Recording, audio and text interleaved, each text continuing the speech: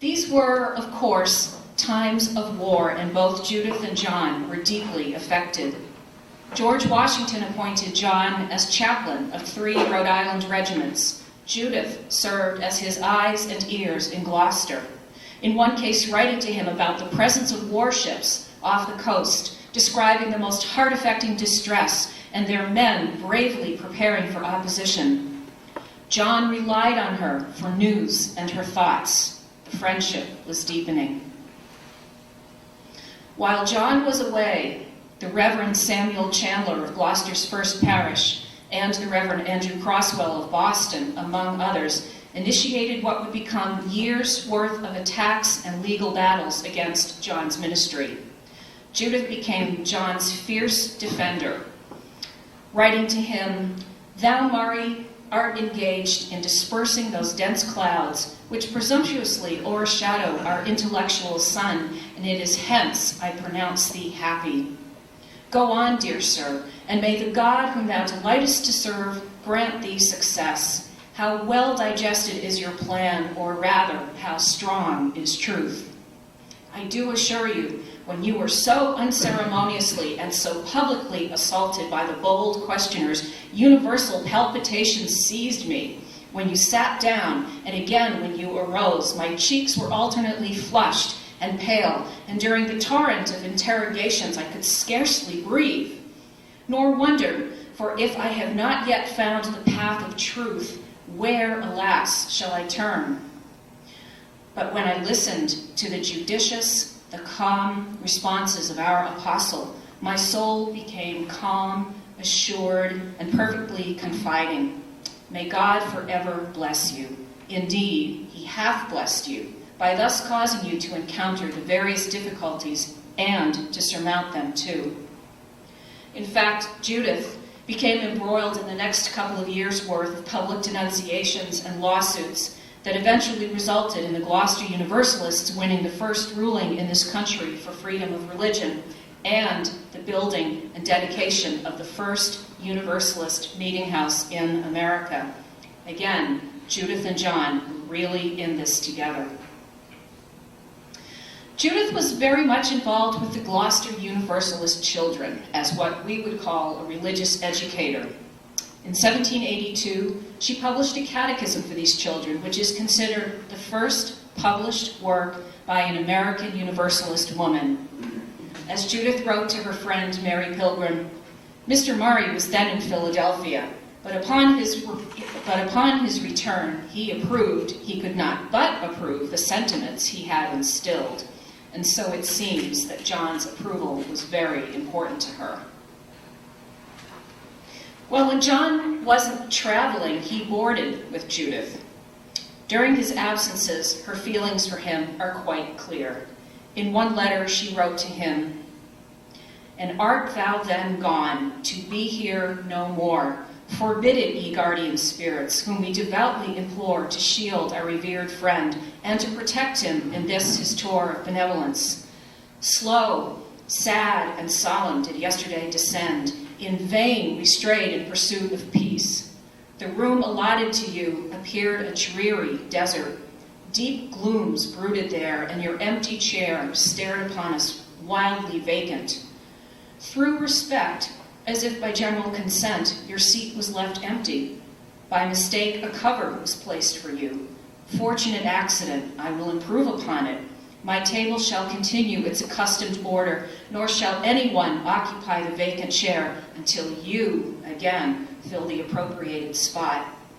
Should you no more return, I cannot help it. It is in vain I enlist reason and fortitude. Friendship, bereaved friendship, demands its due." Now, to make a very long and sad story short, Judith's husband, John Stevens, finally confessed in 1785 that he was bankrupt. He and Judith spent the winter of 1785 to 86 barricaded here in their home in Gloucester to protect John from the sheriff, who had orders to take him to debtor's prison. John Murray did everything he could to reason with John Stevens' creditors to no avail. John Murray took Judith away for a journey in the countryside to restore her health, and she saw John preach for the first time outside of Gloucester before crowds of hundreds or thousands, witnessing on a national scale how commanding a preacher and a leader he was. Thanks to him, her health was restored. Judith wrote to her parents, "I owe much to this good man. All who love me, had they no reason, would remember him with distinguished favor. His attentions to me have been unwearied. He hath in every particular consulted my wishes, and my own dear father could not have been more solicitous respecting me." They returned home to renewed threats to John's ministry. This time, he was advised to leave town, and he decided to sail from Boston Harbor for England. At the same time, Judith had been informed of her husband's death in the West Indies. She was finally free to marry John, but neither one knew if he would be able to return. Before John set sail, in January of 1788, he finally told Judith how he felt about her and asked her to marry him. Judith explained the details to her aunt, Mary Turner Sargent. Just at this juncture, I received a letter from Mr. Murray. It informed me that delicate attention to my honor and feelings had kept him silent, but driven by the malice of his enemies from the continent, he could not depart without disclosing to me the treasured secret of his soul, since he might thus risk the happiness of his life.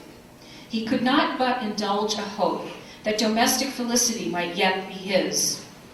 He acknowledged he had long loved me, even from the commencement of our acquaintance, with ardor loved me, but that he would have sacrificed his life rather than have admitted a thought in this regard to me, which my own guardian angel would blush to own, but that, as I had now, for many months, been released from my early vows, he presumed to calculate upon a favorable hearing, and to supplicate at least for a continuation of my esteem.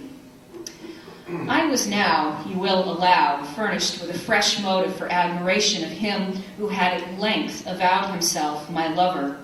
How assiduous and how honorable through the course of a number of years had been his deportment, how unwearied and how disinterested his exertions, preferring in every instance the interest of Mr. Stevens to his own, and pointing him out to me in the most amiable light. How indefatigable were his endeavors to extricate us from our embarrassments, to liberate Mr. Stevens, and to continue him in his native place, and, after the departure of that unfortunate man, how zealous to procure the suffrages of his creditors for his release. How just, how generous, how next to divine was this procedure.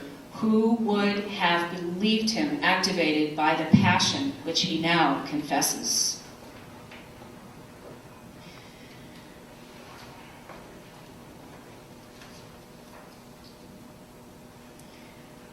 And Judith also explained the details. Oh, I'm missing the letter.